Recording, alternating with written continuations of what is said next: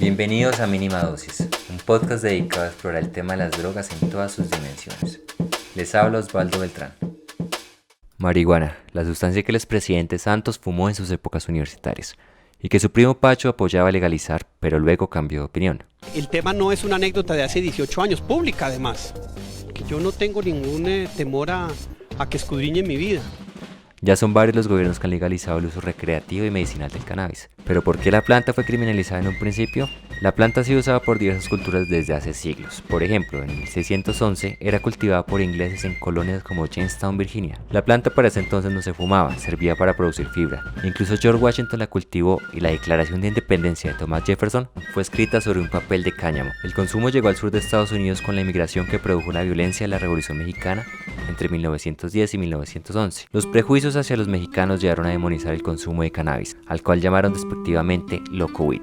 En 1914 la marihuana fue prohibida en California y también en El Paso, Texas. Esto funcionó de excusa para detener y deportar mexicanos. Los policías de la zona decían que la sustancia incitaba a cometer crímenes violentos e incluso despertaba deseos de sangre a quien la consumiera. Los mexicanos no eran la única población estigmatizada por el uso del cannabis. Los marineros indios que llegaban de los puertos a Estados Unidos y las comunidades negras del sur también lo eran. En New Orleans los periódicos publicaron artículos que relacionaban la droga con gente de color. La marihuana aumentó su popularidad debido a que era muy barata y a la prohibición del alcohol en 1920. Era sobre todo consumida en clubs de jazz por músicos como Louis Armstrong. En 1927 la marihuana fue penalizada en el sur del país.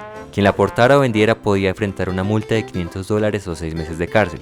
Por eso los músicos de jazz se migraron hacia el norte, llevando con ellos el cannabis a lugares donde seguía siendo legal, como New York, Detroit y Chicago. En 1930 llegó a la dirección de la Oficina Federal de Narcóticos Harry Anslinger, un tipo que consideraba que la marihuana era diabólica, que hacía que las mujeres blancas se quisieran acostar con hombres negros, y que además producía locura, criminalidad, muerte y música jazz. ¿Les recuerda a alguien? Muchos de esos periodistas, entre porro y porro, y entre pase y pase, tienen el deporte de estigmatizar a quienes no aceptamos determinadas ideologías.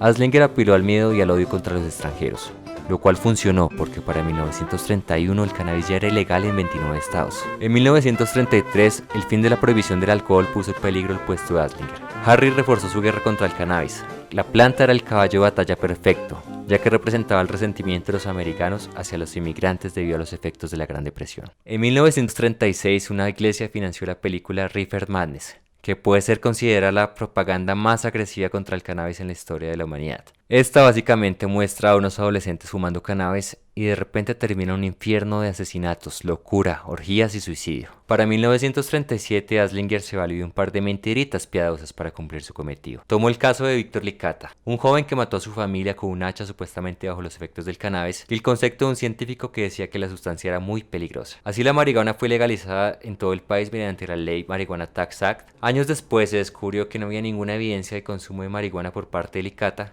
y que el científico que reprobó el cannabis fue el único de los 30 que Anslinger consultó y lo hizo sin ninguna prueba. Paradójicamente, años más tarde, durante la Segunda Guerra Mundial, el cáñamo fue usado y promovido por el gobierno secretamente. El cortometraje Hemp for Victory, producido por el Departamento de Agricultura de Estados Unidos, mostró a los granjeros las ventajas de su fibra y propició su cultivo para obtener cuerdas para la guerra. Sin embargo, una vez finalizado el conflicto, el cáñamo volvió a ser ilegal. Para los años 70, la marihuana fue clasificada junto a la heroína como la droga más peligrosa, a pesar de que la heroína mata a cerca de 15.000 personas al año en Estados Unidos y no se ha registrado ni una sola muerte por consumo de marihuana en la historia. Un dato para que lo tenga en cuenta Juan Carlos Vélez, quien aseguró que hubo 37 muertes por sobredosis en el primer día de legalidad en Colorado. Su fuente, un artículo en el portal satírico Daily Current, escrito por Jesse Pinkman.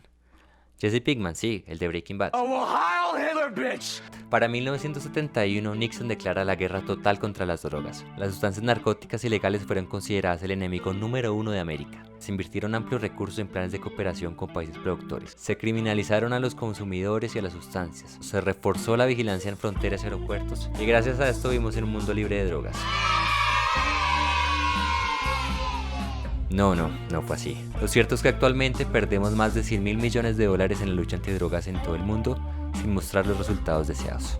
En 2016, John Enrichman, ex asesor del gobierno de Nixon, confesó que la guerra contra las drogas fue un invento para criminalizar el movimiento pacifista hippie.